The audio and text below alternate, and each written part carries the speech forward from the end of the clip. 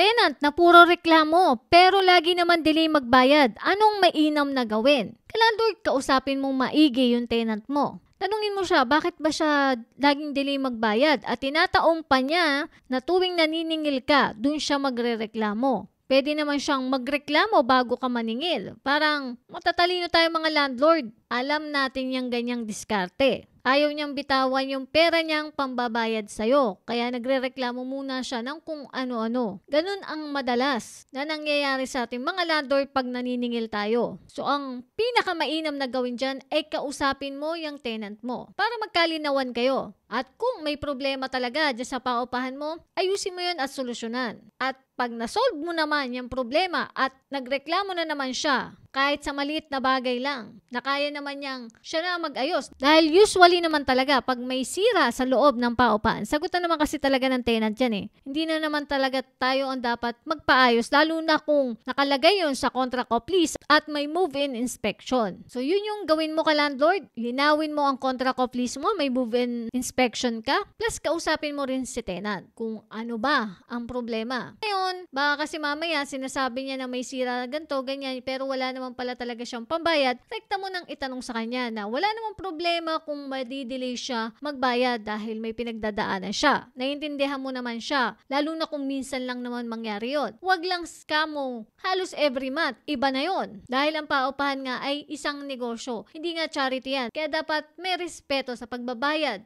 ng tamang oras sa paupahan. Ganyan ka landlord, ipaliwanag mong maigi kay tenant ang sitwasyon mo rin.